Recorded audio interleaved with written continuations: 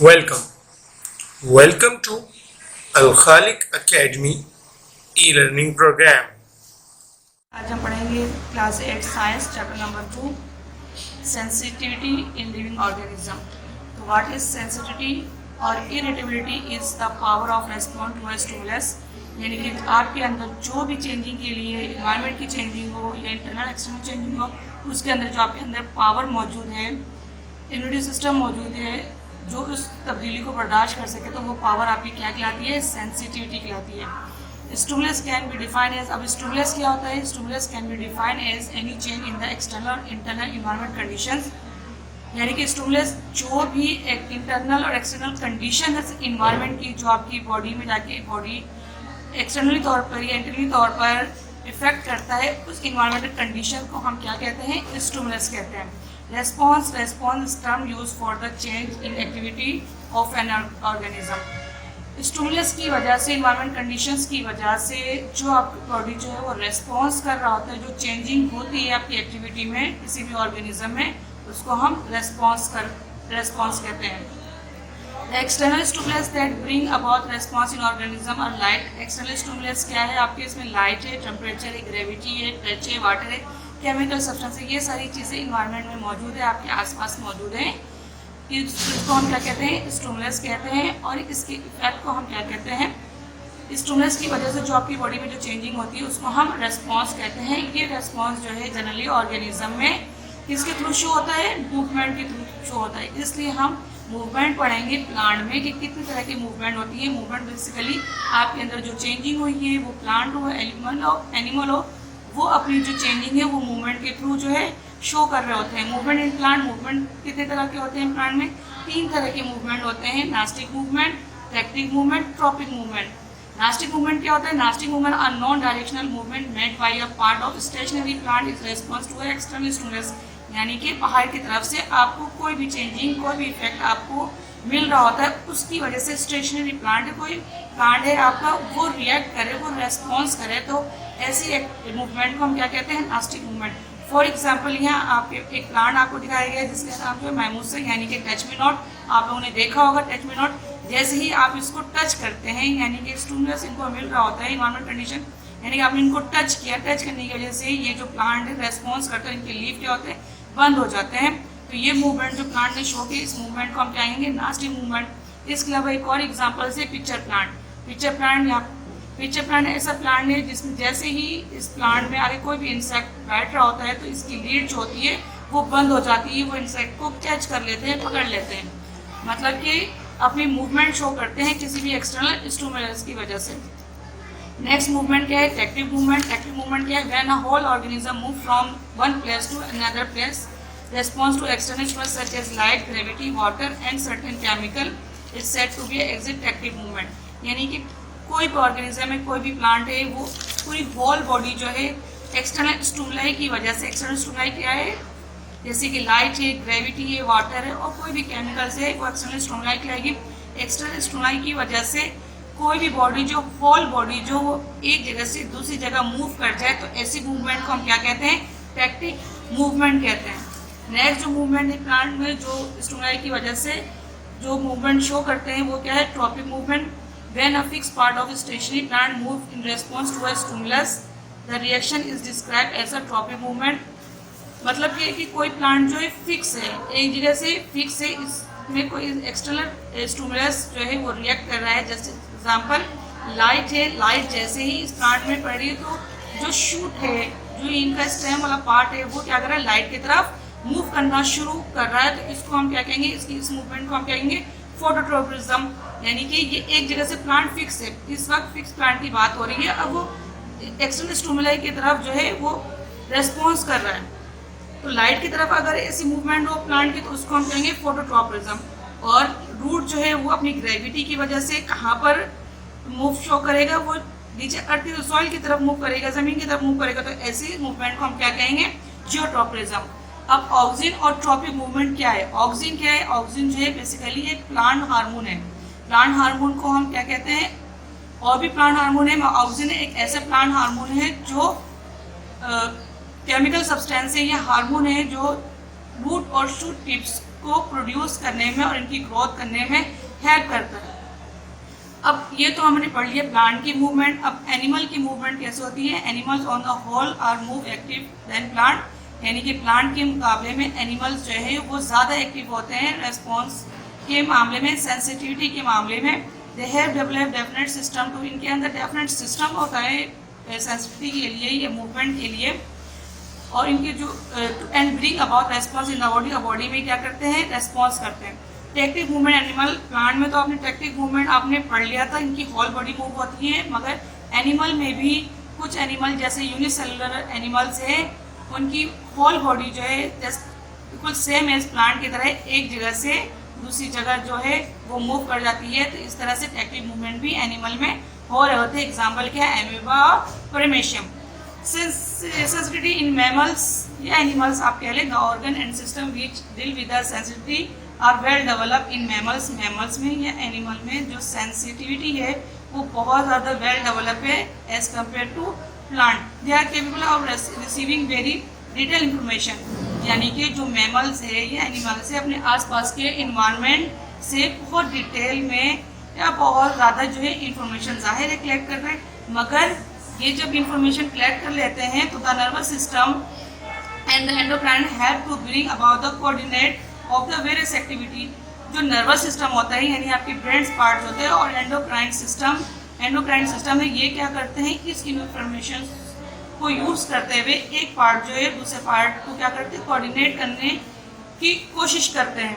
The nervous system of mammals, अब nervous system जो होते हैं मैमल्स के वो किससे कंपोज होते हैं? नर्वस सिस्टम में क्या क्या होते हैं? Brain and spinal cord. Nervous system में क्या है? आपकी ब्रेन है और स्पाइनल कॉर्ड है,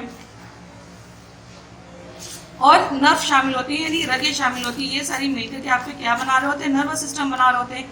जबकि एंडोक्राइन सिस्टम किससे बनता है? एंडोक्राइन ग्लैंड से बनता है, यानी कि आपकी बॉडी के मुख्तलिफ हिस्सों में ग्लैंड्स मौजूद होते हैं जो एक खास किस्म के हार्मोन सिक्रेट कर रहे होते हैं। ये हार्मोन जो है, ये हार्मोन और आपका नर्वस सिस्टम है आपस में कोऑर्डिनेट करके आपकी बॉडी एक्टिविटी को फंक्शन को या रेस्पॉन्स कर रहा होता है या फंक्शन को परफॉर्म कर रहा होता है। अब किस तरह how coordinate is brought about, किस तरह कोऑर्डिनेशन जो है एक दूसरे से कोऑर्डिनेट हो रहे होते हैं बॉडी पार्ट। इसके लिए 5 मेन कंपोनेंट है। 5 मेन कंपोनेंट मिलके ही आपकी बॉडी जो है रेस्पॉन्स कर रहे होते हैं। जैसे कि फर्स्ट पार्ट है आपको कोऑर्डिनेट करने के लिए स्टिमुलस, उसके बाद रिसेप्टर, कोऑर्डिनेटर, इफेक्टर और रेस्पॉन्स। स्टिमुलस में आपको पहले ही बता चुकी है। स्टिमुलस क्या होता है? कोई भी चेंज आउटसाइड हो या इनसाइड हो, जैसे कि साउंड है, साइट है, स्मेल है, पैन है और टच है, ये सारे क्या कहलाएंगे? स्टिमुलस कहलाएंगे। यानी अगर ये चेंजिंग होगी आपकी बॉडी में किसी किस्म की तो उसको हम क्या कहेंगे? स्टिमुलस कहेंगे। जो चेंजिंग की वजह बनती है उसको हम स्टिमुलस कहते हैं। रिसेप्टर और सेंस ऑर्गन, जितने भी सेंस ऑर्गन है जैसे एयर्स है, आइज है, नोज है, स्किन और टंग है, जो स्टिमुलेट जो आपके रेस्पॉन्स कर रहे होते हैं तो इनको हम क्या कहते हैं? ये डिटेक्ट कर रहे होते हैं स्टिमुलस को। जैसे कि एयर है, आपको हेयर कोई भी चीज़ सुनना होता है, चाहे वो तेज़ आवाज़ हो, शोर हो, तो वो तेज़ आवाज़ क्या कहलाएगी? स्टिमुलस। मगर रेस्पॉन्स कौन क्या कर रहा है? वो एयर रेस्पॉन्स कर रहा है। लाइट क्या है? वो स्टिमुलस है, मगर लाइट को की वजह से आइज ब्लिंक कर रही है तो आइज आपकी क्या होगी? रिसेप्टर। नोज, स्किन, टंग, इसी तरह नोज सुनने की सलाहियत, स्किन टच और टंग जो है टेस्ट के लिए। टेस्ट असल में आपका स्टिमुलस है और टंग आपका रिसेप्टर का काम कर रहा है। Coordinator are organ which receive information from receptor. Coordinator क्या है? जैसे कि ब्रेन एंड स्पाइनल कॉर्ड है, जो आपकी इंफॉर्मेशन को रिसीव करता है और उस पर रिएक्ट कर रहा होता है, उसको हम कोऑर्डिनेशंस कह रहे हैं। आपकी बॉडी पार्ट से लेके ब्रेन और ब्रेन से बॉडी पार्ट की तरफ जो चीज़ें इंफॉर्मेशन मैसेज को रिसीव करना और फिर कंडक्ट करना, जो कोऑर्डिनेट कर रहा होता है एक पार्ट से दूसरे पार्ट तक, तो इसको हम क्या कहते हैं? कोऑर्डिनेटर। कोऑर्डिनेटर क्या है? आपके पास ब्रेन और स्पाइनल कॉर्ड। इफेक्टर क्या है? 4th part of coordination component है, वो क्या है? Effector. Effector are the part of the body which are control by a coordinator, जैसे कि मसल्स। कोऑर्डिनेटर को इफेक्टर क्या है? बॉडी का वो हिस्सा है जो कंट्रोल होता है कोऑर्डिनेटर के थ्रू, उसको हम क्या कहते हैं? मसल्स। यानी आपके ब्रेन से मैसेज आ गए, अब उसको कंट्रोल कौन कर रहा है? मसल। जैसे आपके हाथ में कोई पिन चुप गया, वो मैसेज आपके स्पाइनल कॉर्ड या ब्रेन तक पहुंच गया, फिर ब्रेन ने आपको मसल्स तक जो है आपकी इंफॉर्मेशन दोबारा से मैसेज जो है सेंड किया। अब ये मसल्स पे डिपेंड करता है वो किस किस्म का रिएक्ट करे। तो मसल आपका क्या हो गया, इफेक्टर हो गया। और रेस्पॉन्स इस इफेक्टर के बाद जैसे ही मसल रिएक्ट करेगा तो आपका क्या हो जाएगा, रेस्पॉन्स हो जाएगा। The endocrine system. अब एंडोक्राइन सिस्टम क्या होता है, coordination is also brought about the chemical substance is called hormone. यानी कोऑर्डिनेशंस के लिए केमिकल सिक्रेट हो रहा होता है, ये केमिकल सब्सटेंस होते हैं जिसको हम क्या कहते हैं, हार्मोन्स कहते हैं। ये हार्मोन कहाँ से प्रोड्यूस होता है या कहाँ से सिक्रेट, इसके लिए ग्लैंड्स होता है। इस ग्लैंड्स को हम क्या कहते हैं, एंडोक्राइन ग्लैंड। एंडोक्राइन ग्लैंड्स जो आपके बॉडी के मुख्तलिफ पार्ट्स में मौजूद है, जिसमें एक खास किस्म का सब्सटेंस या केमिकल जो है वो सिक्रेट हो रहा होता है, तो इस केमिकल को हम क्या कहते हैं, hormones. The endocrine gland release tiny amount hormone which circulate of the blood. और ये हार्मोन कहाँ पे, ब्लड स्ट्रीम में आ जाते हैं, ब्लड के थ्रू सर्कुलेट होता है certain part of the body का। और ऐसे पार्ट जहाँ पे ये हार्मोन सिक्रेट हो रहा होता है ब्लड के थ्रू, इस पार्ट्स को हम क्या कहते हैं, टारगेट ऑर्गन कहते हैं। और ये हार्मोन से क्या काम होता है, they control different part of the body to bring about very response. ये मुख्तलिफ किस्म के रेस्पॉन्स कर रहे होते हैं, जैसे such as fear, happiness, blushing, यानी कि आपके अंदर कोई खौफ है, अचानक से कोई खौफ आ जाए या खुशी है, या इस तरह की चीज़ें जो हैं वो कंट्रोल कर रहे होते हैं ये हार्मोन्स। तो यहाँ पे मुख्तलिफ किस्म के ग्लैंड्स आपको दिए गए हैं, ये हम पढ़ेंगे ये ग्लैंड्स कहाँ पे होते हैं, इनका फंक्शंस क्या है। मुख्तलिफ ग्लैंड से मुख्तलिफ किस्म के हार्मोन यहाँ से सिक्रेट होता है और इनके मुख्तलिफ फंक्शन जो है परफॉर्म हो रहे थे। सबसे पहला ग्लैंड आपका क्या है, the pituitary gland. Pituitary gland lies just below the brain. यहाँ हम देखें ये ब्रेन है, इसके नीचे जो है यहाँ पे ग्लैंड पाया जाता है जिसको हम क्या कह रहे हैं, पिट्यूटरी ग्लैंड कहते हैं। ये मुख्तलिफ एक्टिविटीज़ जो है कंट्रोल करते हैं। A large number of nerve cells and blood vessels. यहाँ पे क्या होता है, बहुत सारे नर्व सेल्स और वेसल्स होते हैं पिट्यूटरी ग्लैंड के, जो क्या करते हैं, पिट्यूटरी ग्लैंड और ब्रेन को आपस में लिंक कर रहे होते हैं। इस चीज़ को हम क्या कहते हैं, हाइपोथैलेमस। पिट्यूटरी ग्लैंड और ब्रेन जो है आपस में बहुत सारे नर्व के थ्रू जो है कनेक्ट होते हैं, लिंक होते हैं। इसको फिर हम क्या कहते हैं, हाइपोथैलेमस कहते हैं। और इनका फंक्शंस क्या है, ये नर्व सेल के थ्रू ब्लड में जो है आपस में जो ब्रेन से जो मैसेज आता है वो ब्लड के थ्रू जो है आपको मैसेज जो है वो ब्लड के थ्रू मैसेज जो है पहुंचा रहे होते हैं इस हार्मोन के through. Thyroid gland attach to the windpipe. ये वाइंड पाइप देख रहे हैं जिसको हम खाने की नालियाँ भी कह रहे होते हैं, ये एसोफेगस भी कह रहे होते हैं। यहाँ पर ये ग्लैंड पाया जाता है, सेकंड एंडोक्राइन ग्लैंड है जिसको हम क्या कह रहे हैं, थायराइड ग्लैंड। इनमें हार्मोन का थायरोक्सिन, यहाँ से जो हार्मोन जो सिक्रेट हो रहा होता है, खारिज हो रहा होता है, इससे हम क्या कह रहे हैं, थायरोक्सिन। और ये थायरोक्सिन का क्या काम होता है, इस हार्मोन का क्या काम होता है, ये speed of chemical reaction inside the cell. ये क्या करते हैं, सेल के अंदर जो भी रिएक्शंस होता है उसको स्पीड करते हैं। थर्ड जो है आपके एंडोक्राइन ग्लैंड, उसको हम क्या कह रहे हैं, पिंक्रियास। पिंक्रियास आपका कहाँ पर है, the pancreas lies below the stomach. Stomach की जो नीचे है वो आपके एक ग्लैंड है, एंडोक्राइन ग्लैंड है, इसको हम क्या कह रहे हैं, पैंक्रियास कह रहे हैं। बिसाइड प्रोड्यूसिंग डाइजेस्टिव एंजाइम, यहाँ से डाइजेस्टिव एंजाइम जो है वो प्रोड्यूस होता है। ये हार्मोन क्या सिक्रेट कर रहा था, ये यहाँ इस ग्लैंड जो हार्मोन जो सिक्रेट होता है उसे हम इंसुलिन कहते हैं। इंसुलिन क्या करता है, अमाउंट ऑफ ग्लूकोज जो आपके ब्लड में मौजूद है वो ग्लूकोज के अमाउंट को कंट्रोल कर रहा होता है।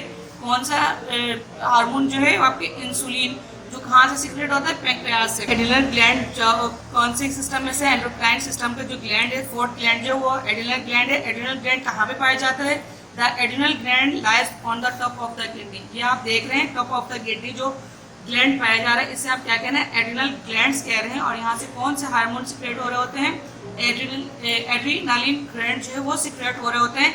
अगर ये हार्मोन मेल में अगर सिक्रेट हो तो उससे हम टेस्ट इसको भी करते हैं, डिलीट करें कि एड्रिनल ग्लैंड कहाँ पे पाया जाता है, टॉप ऑफ द किडनी, यानी किडनी के ऊपर जो है ये पाया जाता है। इसमें जो हार्मोन जो है वो सिक्रेट होता है उसे एड्रिनालिन हार्मोन कहते हैं। अगर ये हार्मोन जो है फीमेल में सिक्रेट हो तो उसे हम ऑस्ट्रोजिन कहते हैं, जो फीमेल कैरेक्टर को कंट्रोल कर रहा होता है। जबकि मेल में अगर यही एड्रिनलिन हार्मोन जो है वो सिक्रेट हो तो उस हार्मोन को हम क्या कहेंगे, टेस्टोस्टेरोन हार्मोन कहेंगे, जो मेल कैरेक्टरिस्टिक को कंट्रोल कर रहा होता है। अब हम पढ़ेंगे नर्वस सिस्टम, जो आपकी कोऑर्डिनेशंस में जो नर्वस सिस्टम जो है आपके हेल्प आउट करता है, तो वो नर्वस सिस्टम पढ़ेंगे। हम मैमल्स में नर्वस सिस्टम कंपोस्ट होते हैं टू पार्ट्स में। पहला क्या है, peripheral nervous system, and second जो है central nervous system. Peripheral nervous system क्या है, the peripheral nervous system made up of a pair cranial nerve from the brain and spinal nerve from the spinal cord। यानी कि basically जो है peripheral nervous system जो है ये किससे बनते हैं, ये नर्व से बनते हैं। अगर ये नर्व बेसिकली ये पेरिफेरल नर्वस सिस्टम एक नर्व है, अगर ये नर्व जो है ब्रेन से निकल रहा हो तो इस नर्व को हम क्या कहेंगे, क्रेनियल नर्व कहेंगे। अगर ये नर्व जो है स्पाइनल कोड से निकल रहा हो तो इसे हम स्पाइनल नर्व कहेंगे। The peripheral nervous system is link between the animal environment and central nervous system. ये बेसिकली क्या है, सेंट्रल नर्वस सिस्टम और आपके इन्वायरमेंट के दरमियान जो लिंक कर रहा होता है, इससे हम क्या कहते हैं, पेरिफेरल नर्वस सिस्टम कह रहे होते हैं। सेंट्रल नर्वस सिस्टम क्या है, central nervous system is composed of brain and spinal cord. आप देख रहे हैं पेरिफेरल नर्वस सिस्टम बेसिकली है नर्व के थ्रू जो है आपके कनेक्ट होता है स्पाइनल कॉर्ड, ब्रेन और स्पाइनल कॉर्ड। तो इस नर्व को हम पेरिफेरल नर्वस सिस्टम कह रहे होते हैं। जबकि सेंट्रल नर्वस सिस्टम क्या है, सेंट्रल नर्वस सिस्टम जो है ये आपकी ब्रेन और ये स्पाइनल कॉर्ड है, ये दोनों मिलकर क्या बना रहे होते हैं, सेंट्रल नर्वस सिस्टम बना रहे होते हैं। Both brain and spinal cord are made of several thousand, ये दोनों जो हैं इसमें बहुत सारे नर्व सेल्स होते हैं जिसको हम न्यूरॉन कहते हैं। तो कहते हैं ये क्या है, आपका न्यूरॉन है। इस न्यूरॉन बहुत सारे थाउजेंड ऑफ क्वांटिटी में आपके स्पाइनल कॉर्ड में ये नर्व मौजूद होते हैं जो मैसेज कंडक्ट कर रहे होते हैं एक पार्ट से दूसरे पार्ट की तरफ। अब न्यूरॉन क्या होते हैं, न्यूरॉन जो है बेसिकली आपको बता दिया, नर्व एक रग है the cell body made of large nucleus. ये किससे बने हुए होते हैं, यहाँ पे ये साइटोप्लाज्म होते हैं, ये न्यूक्लियस, इनके बॉडी स्ट्रक्चर बता रही हूँ। और इसमें बहुत सारे ब्रांचेस होते हैं जिसको हम डेंड्राइट्स कहते हैं। और ये पार्ट इनका क्या कहते हैं, नर्व फाइबर जो एक्सॉन्स के आ रहा होता है। और फिर ये इम्पल्स है। ये दो तरह के होते हैं, मोटर नर्व सेल्स और सेंसरी नर्व सेल्स।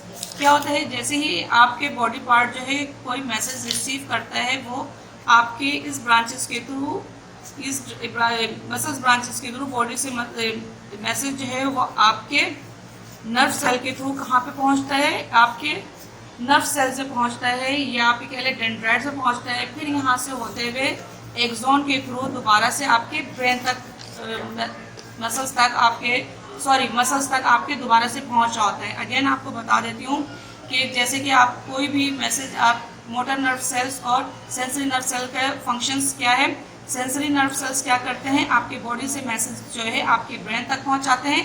जबकि मोटर नर्व सेल्स जो है वो आपके ब्रेन से मैसेज कहाँ पहुंचा रहे होते हैं, आपके बॉडी पार्ट्स में मैसेजेस पहुंचा रहे होते हैं। इस तरह से मोटर नर्व सेल्स और सेंसरी नर्व सेल्स का फंक्शंस हो रहा होता है।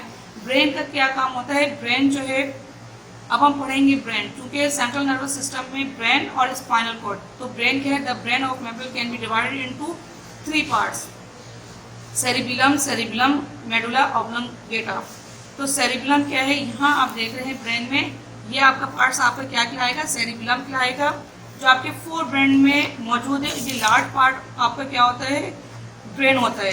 इसका काम क्या क्या है, ये behaviour in the part of, यानी आपका जो बिहेवियर है, जो आपकी एक्टिविटी है, वो यहाँ से आपके कंट्रोल हो रहा होता है आपकी, या फिर आपके लिए इन वॉलंटरी एक्शंस जो होता है वो आपको कौन कंट्रोल करता है, सेरिबेलम कंट्रोल कर रहा होता है। वॉलंटरी एक्शंस में आपका क्या है कि आपकी जो भी एक्शन है, जैसे आप लिख रहे हैं, पढ़ रहे हैं, जिस पर आपका कंट्रोल हो सके, तो वो कंट्रोल सेरिबेलम कर रहा होता है। सेरिबेलम ये पार्ट जो है आपका, यानी कि ये मिड ब्रेन भी कहलाता है, इसको हम क्या कहते हैं, सेरिबेलम कह रहे होते हैं। और ये as a pathway of the nerve fibre, ये नर्व फाइबर का एक जो है एक रास्ता भी है। ये कंट्रोल क्या करता है, it also control certain reflex connected with the site and hearing. ये आपके देखने और सुनने की सलाहियत को जो होता है वो यहाँ से वो कौन कंट्रोल करता है, सेरिबेलम कंट्रोल करता है। और इसके अलावा मसल्स की जो भी मूवमेंट है या एक्टिविटी है वो सेरिबेलम ही कंट्रोल कर रहा होता है। सेरिबेलम आपके वॉलंटरी एक्शन को कंट्रोल करता है, जबकि सेरिबेलम आपको साइट, हेयरिंग और मसल्स की मूवमेंट को कंट्रोल कर रहा होता है। मेडुला ऑब्लंगेटा जो है ये भी posterior part of the brain है, यानी पिछला पार्ट है आपके दिमाग का। It control many of the involuntary action. Involuntary action को जो है वो कौन कंट्रोल करता है, मेडुला ऑब्लंगेटा। यानी कि ऐसा एक्शन जो सडनली आपकी बॉडी जिसमें आपका कंट्रोल नहीं होता, जैसे रेस्पिरेशन से, हार्ट बीट है, डाइजेशन से, स्नीजिंग है, कफिंग है, ये कौन कंट्रोल कर रहा होता है, आपका medulla oblongata. And then spinal cord है, जो ब्रेन सेंट्रल नर्वस सिस्टम का सेकंड पार्ट है, उसको हम क्या कहेंगे, स्पाइनल कोड। ये आप देख रहे हैं सेंट्रल नर्वस सिस्टम का सेकंड पार्ट जो है spinal cord. Spinal cord is continuous the brain, brain को क्या करता है, कंटिन्यूस करता है, यानी कि ब्रेन से आगे की तरफ बढ़ रहा होता है। It occupies the neural canal of the vertebral column. ज़ाहिरी कहाँ पे है, वर्टेब्रल कॉलम पे पाया जाता है। Immediate most of the involuntary action and reflex action of the body. ये मजीद जो है मीडिएट कर रहा होता है, बढ़ा रहा होता है इनवॉलंटरी और रिफ्लेक्स एक्शन की या वॉलंटरी एक्शंस को ये मजीद जो है तेज कर रहा होता है या आगे की तरफ बढ़ा रहा होता है, इसको कंट्रोल कर रहा होता है मजीद। अब नर्व्स क्या होते हैं ये सब हमने पढ़ लिया, मगर ये सारे पार्ट जो आपस में किससे ज्वाइंट होते हैं, किससे लिंक होते हैं, bundle of axons are called nerve. ये जो एक्सॉन्स आपको बताया जाता है, ये जो नर्व का काम कर रहे होते हैं, ये बंडल ऑफ एक्सॉन्स जो है आपके ये सेंट्रल नर्वस सिस्टम में मौजूद होते हैं। ये कहाँ पे अराइज, अगर ये ब्रेन से अराइज होंगे तो इसे हम क्रेनियल नर्व कहेंगे, मैंने आपको पहले बता दिया। और अगर ये स्पाइनल कोड से अराइज होंगे, यानी कि यहाँ से अराइज होंगे, निकलेंगे, तो इसे हम स्पाइनल नर्व कहेंगे। अब ये होता है कि कुछ एक्शंस मैंने आपको बताए हैं, जैसे कि रिफ्लेक्स एक्शंस से ये reflex action, voluntary action, involuntary action, ये क्या होते हैं जो मैंने जगह जगह पे आपको बताया। ये कुछ एक्शंस होते हैं जो ब्रेन में कंट्रोल होते हैं, वो अब हम पढ़ लेते हैं। A quick and sudden movement which does not involve the brain is called reflex और involuntary action। बिल्कुल सडन जो है अचानक से कोई मूवमेंट हो जाए, जैसे कि आप की छींक आ जाए और खांसी हो जाए, जिसमें आपके ब्रेन इन्वॉल्व नहीं होता, इस एक्शन को हम क्या कहते हैं, रिफ्लेक्स एक्शंस कहते हैं। रिफ्लेक्स एक्शन और इनवॉलंटरी एक्शंस होते हैं। इनवॉलंटरी एक्शंस भी जो है दो तरह के होते हैं, यानी कि जिसमें ब्रेन कुछ को ब्रेन कंट्रोल कर रहा होता है और जिसमें कुछ में ब्रेन इन्वॉल्व नहीं होता। जिसमें ब्रेन इन्वॉल्व होता है मूवमेंट में, वो बेसिकली मेडुला ऑब्लंगेटा जो है वो कंट्रोल कर रहा होता है, जैसे हार्ट बीट, रेस्पिरेशन और डाइजेशन वगैरह है। और कुछ इनवॉलंटरी एक्शन जो है उसमें ब्रेन का अमल दखल नहीं होता, कंट्रोल नहीं होता। उस वॉलंटरी एक्शंस को ब्रेन कंट्रोल नहीं कर रहा होता, जैसे स्नीजिंग है, कफिंग है, ब्लिंकिंग है, इसमें ब्रेन का कोई अमल दखल नहीं होता। इस एक्शन को भी हम इनवॉलंटरी एक्शंस कहते हैं, मगर इसमें ब्रेन का कोई अमल दखल नहीं होता, कोई इन्वॉल्यूशंस नहीं होती, ठीक है। और वॉलंटरी एक्शंस आपको मैंने बता दिया है कौन कंट्रोल करता है। सेरिबेलम कंट्रोल कर रहा होता है ब्रेन, जो ब्रेन का सबसे बड़ा पार्ट होता है। और वॉलंटरी एक्शन भी क्या है, जैसे आप स्पीक कर रहे हो, बोल रहे हो, रीडिंग कर रहे हो, यानी ऐसा एक्शन जो उस पर आपको कंट्रोल होता है और जो ब्रेन से कंट्रोल हो रहा होता है, उसे हम वॉलंटरी एक्शंस कहते हैं। आपको मैंने दो मोटर नर्व के बारे में बताया था, वो यहाँ पर आपको भी दिखा देंगे। जैसे कि कोई पेन है, कोई कुछ भी चीज़ें है, या कोई दर्द वगैरह कोई पीन चुके हैं, वो आपको हाथ में फील होता है, मतलब वो किस तरह से फील होता है, वो मैसेज आपके थ्रू किसके थ्रू जाता है, सेंसरी नर्व के थ्रू जाता है। सेंसरी नर्व क्या कहता है, बॉडी से मैसेज जो है आपके ब्रेन तक पहुँचा रहा होता है। जब ये ब्रेन तक पहुँच जाता है तो वहाँ पर आपके मोटर नर्व जो है मैसेजेस को दोबारा से आपके मसल्स तक पहुंचाते हैं कि आपको पेन जो है वो फील हो रहा है। तो फिर आप जो है वो पेन को फील कर रहे होते हैं, उस दर्द को महसूस कर रहे होते हैं। वो किसके थ्रू मैसेज आपके पास पहुंचता है, मोटर नर्व सेल्स के थ्रू जो है आपके पास मैसेज पहुंच रहा होता है। अब ये स्टिमुलस और रिफ्लेक्स एक्शंस में क्या फ़र्क है, ये क्या है। स्टिमुलस क्या होता है, फ्लश, मैंने कहा था वो कंडीशंस जो आपके अंदर चेंजिंग लेकर के आते हैं, उस कंडीशंस को हम स्टिमुलस कहते हैं। यहाँ पे कुछ आपके पास चार्ट दी गए, उसमें स्टिमुलस बताया गया है और उसका रिफ्लेक्स एक्शंस जो है वो बता दिया गया है कि किस तरह के रिफ्लेक्स एक्शंस जो है आप पर हो सकते हैं, जैसे फ्लश लाइट और ब्राइट लाइट। अगर आपकी आइज में पड़ता है तो ज़ाहिर people of I get smaller, आप आँख को फ़ौरन बंद कर लेते हैं या छोटी कर लेते हैं। तो ये फ्लश लाइट और ब्राइट लाइट क्या काम करेगा, स्टिमुलस का काम करेगा। जबकि एक्शन, रिफ्लेक्स एक्शन क्या होगा, आपकी आइज छोटी हो जाएगी या बंद हो जाएगी। Speak of dust touch eyes, जैसे ही कोई डस्ट जो है आपका आइज को टच करता है, आईलिड ब्लिंक, आपकी आईलिड जो है वो ब्लिंक करना बंद होना शुरू हो जाएगी। फूड इंटरवाइंड पाइप, ये क्या है, स्टिमुलस है। जैसे ही कोई फूड इंटर होता है आपकी खाने की नालियों में, तो आपको खांसी शुरू हो जाएगी, आप छींकने लगेंगे, आपकी कंडीशंस ऐसे कि जैसे खांसी हो रही हो। आप स्टिमुलस के हैंड टचेस समथिंग हॉट, आप किसी चीज़ को, गर्म चीज़ को हाथ लगाते हैं, वो गर्म चीज़ आपका क्या काम कर रहा है, स्टिमुलस है वो। तो आपका एक्शंस क्या होगा, आर्म मूव अवे क्विकली, फ़ौरन ही जो आपका हाथ जो वहाँ से हट जाएगा। तो यहाँ में आपको बता दिए किस तरह से मुख्तलिफ पार्ट जो है आपकी एक्टिविटी को कंट्रोल कर रहे होते हैं या एक पार्ट दूसरे से कोऑर्डिनेट कर रहे होते हैं। और इसमें कौन कौन से पार्ट इन्वॉल्व होते हैं, ये सारा से जो है हमने आपको पढ़ा दिया। अब हम पढ़ेंगे कुछ सिस्टम है, जैसे कि यहाँ पर एक्सक्रीशंस है। एक्सक्रीशंस क्या है? एक्सक्रीशंस यह एक रिमूवल ऑफ वेस्ट सब्सटेंस या waste product from your body. आपकी बॉडी से कोई वेस्ट प्रोडक्ट है एक्स्ट्रा जो ज़ाया करना वाला वो आपकी बॉडी से जो है रिमूव हो जाए, उसको हम क्या कहेंगे? एक्सक्रीशंस कहेंगे।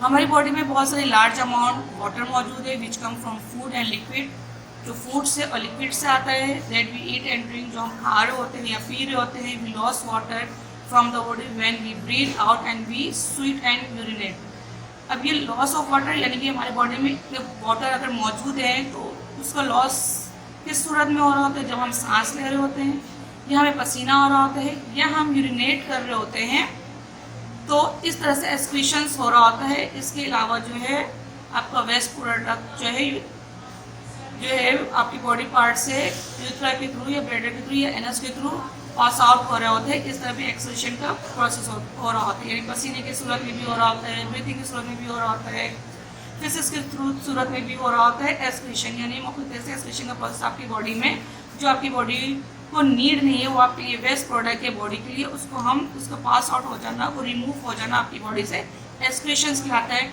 यहाँ पे हम एक्सक्रीशन पार्ट है जिससे यूरिया एक्सक्रीट हो रहा होता है, वो हम पढ़ेंगे। उसमें यूरिया के एक्सक्रीशन में कौन इन्वॉल्व होता है? वो किडनी इन्वॉल्व होता है। तो अब हम पढ़ेंगे किडनी के बारे में, किडनी के स्ट्रक्चर के बारे में, किडनी के फंक्शंस के बारे में और किडनी के डिजीज के बारे में अब हम जो है स्टडी करेंगे। किडनी के the outer part of the kidney is called the cortex. ये आप किडनी देख रहे हैं, इसका जो आउटर पार्ट जो कहलाएगा वो आपका क्या कहलाएगा? कॉर्टेक्स कहलाएगा। क्या कहलाएगा? कॉर्टेक्स कहलाएगा। Cortex contain million of tiny tubes called nephron. यहाँ पे इस कॉर्टेक्स में ये सिर्फ एक नेफ्रॉन दिखाया गया है, बहुत सारे मिलियन की तादाद में नेफ्रॉन जो है यहाँ पे कॉर्टेक्स में टीनी ट्यूब्स यानी छोटे छोटे ट्यूब्स पाए जाते हैं, जिसे हम क्या कहते हैं? नेफ्रॉन कहते हैं। Each nephron drinking cup shape, ये कप शेप जो है नेफ्रॉन मौजूद होता है, जिसे हम बोमेन कैप्सूल्स कहते हैं। और इसमें बहुत सारे कैपिलरीज मौजूद होते हैं, ब्लड कैपिलरीज मौजूद होते हैं, जिसको हम ग्लोमेरुलस कह रहे होते हैं। ठीक है, जैसे ही ब्लड जो है वो ग्लोमेरुलस में आता है, यहाँ पे जो है ब्लड जो है एब्जॉर्ब या ब्लड में मौजूद जितने भी सब्सटेंस है यहाँ पे एब्जॉर्ब हो जाते हैं, और कुछ ऐसी चीज़ें जो वेस्ट चीज़ें हैं वो आपके वुमेन कैप्सूल में आ जाता है। फिर वुमेन कैप्सूल से आपके जो एब्जॉर्ब होना है वो एब्जॉर्ब हो जाता है, और बाकी वेस्ट सब्सटेंस जो है आपके यूरिनरी ब्लैडर के थ्रू जो है आपके यूरिनरी ब्लैडर में आके आपके जिस्म से पास हो जाते हैं। और बाकी जो ब्लड है अगर यूरिनरी ट्यूब्स में आ गया, वो रीनल आर्टरी के थ्रू, रीनल वेन के थ्रू दोबारा से आपकी किडनी में शामिल हो जाता है। ठीक है, उसके बाद हम क्या करेंगे? Disease of kidney. Disease of kidney हम पढ़ेंगे। The kidney can not function properly without enough water. Water के बगैर जो है किडनी प्रॉपर फंक्शंस नहीं करता है, इसलिए ज़रूरी है आके लाद के आप रोज़ाना जो 6 से 8 गिलास जो पानी जो है ड्रिंक करें, अपनी हेल्थ के लिए ज़रूर, यानी रोज़ाना पिएँ। There are several disease which affect the kidney. बहुत सारी बीमारियाँ जो है किडनी को इफेक्ट करने का बायस बनती है। Certain infection can cause swelling. इसमें क्या क्या शामिल है? अगर पानी ना पिए तो आपकी किडनी में मतलब क्या क्या चीज़ें हो सकती है? किडनी आपको स्वेल हो सकता है, ऑब्स्ट्रक्शन ऑफ यूरिन फ्लो यानी यूरिन में प्रॉब्लम्स हो सकती हैं, reduction of blood flow into the kidney, और किडनी में ब्लड की फ्लो जो है वो रिड्यूस हो सकता है, कम हो सकता है। तो द डिसऑर्डर क्या है? किडनी के डिसऑर्डर मतलब क्या है? अगर आप केयर ना करें तो आपकी किडनी जो है फेल हो सकती है या डेंजरस लेवल तक पहुंच सकती है। आपके ब्लड जो है ब्लड में आपकी यूरिया शामिल हो जाता है, और अगर ये बहुत ज़्यादा लेवल तक पहुंच जाए तो कैन लीड टू डेथ। अगर ये बीमारी ज़्यादा बढ़ जाए, किडनी ज़्यादा सही से फंक्शन ना करे, तो ये डेथ के वजूद बनती है। अब किडनी की प्रिपरेशन यानी कि कुछ चीज़ें जो किडनी के ट्रीटमेंट के लिए हम यूज़ करते हैं। अगर हमें कुछ किडनी डिजीज हुई है तो उसकी कुछ ट्रीटमेंट भी है। तो पहली ट्रीटमेंट क्या है कि डायलिसिस।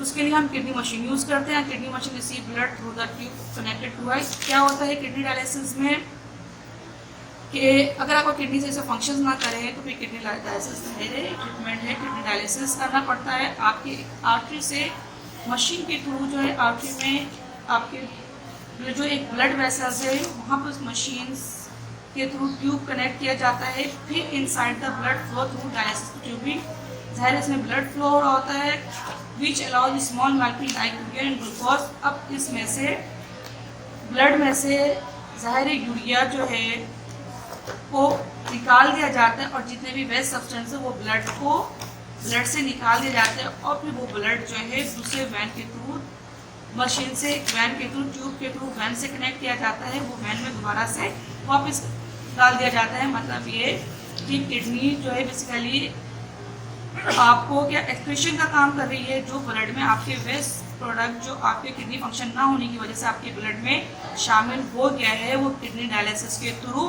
किडनी मशीन के थ्रू आपको ब्लड को क्लीन करके दोबारा से आपके वैन में से अटैच करके दोबारा आपकी बॉडी में वो ब्लड साफ करके क्लीन करके दोबारा पहुंचा दिया जाता है। तो इस प्रोसेस को हम क्या कहते हैं, किडनी डायलिसिस कहते हैं। अगर किडनी डायलिसिस से भी kidney machine help protein help patients with kidney failure to remain healthy. इस डायलिसिस से हो सकता है पेशेंट जो है किडनी फेलियर से बच जाए और हेल्दी हो जाए as long as dialysis is carried out every few days. ये डायलिसिस जो है हर 2 चैप्टर तो हमने समझ लिया, उस चैप्टर को समझते हुए वीडियो को देखते हुए अच्छी तरह से आप चैप्टर जो है आप समझिए। उसके बाद आपने क्या करना है, चैप्टर को देखने के बाद वीडियो देखने के बाद चैप्टर को समझने के बाद आपने क्या करना है, टाइटल पेज बनाना है chapter number 2 sensitivity in living organism की। उसके बाद एक पेज राइटिंग करनी है आपने। उसके बाद वर्ड्स मीनिंग है, जो आपने वर्ड्स को पढ़ते हुए मीनिंग को अच्छी तरह से पढ़ते हुए नीट एंड क्लीन तरीके से वर्क करना है। उसके बाद क्वेश्चन आंसर दिए गए हैं आपको, ये सारी चीज़ें हमने चैप्टर में समझा दी है, इसी रिलेटेड यहाँ पे क्वेश्चन आंसर्स मौजूद है। उसके बाद आपने क्वेश्चन आंसर्स करने के बाद आपने क्या करना है, एमसीक्यूज़ है, एमसीक्यूज़ आपने करना है, फिलअप एमसीक्यूज़ करना है। एमसीक्यूज़ करने के बाद कुछ एक्टिविटी दी गई है, एक्टिविटी भी आप करेंगे। एक्टिविटी में क्या है, आपको मैंने पार्ट ऑफ ब्रेन जो है वो पढ़ाया था और उसके फंक्शंस बनाए थे, पढ़ाया था आपको। तो यहाँ पे पार्ट ऑफ ब्रेन है और कुछ ग्लैंड्स है, तो यहाँ पे एक्टिविटी दी गई है, तो उनके कुछ पार्ट्स और उनके फंक्शन है, यहाँ पे आपने ये एक्टिविटी करना है। और इसके अलावा जो है डायग्राम दिया गया है वर्टिकल सेक्शन ऑफ किडनी, जो यहाँ पर आप देख रहे हैं किडनी नर्व सेल्स आपको बता दिए गए हैं। नर्व सेल्स जो है आपको ये अपने कॉपी में बनाना है और उसके बाद स्कूल में आके चेक करवाना है। Thank you so much.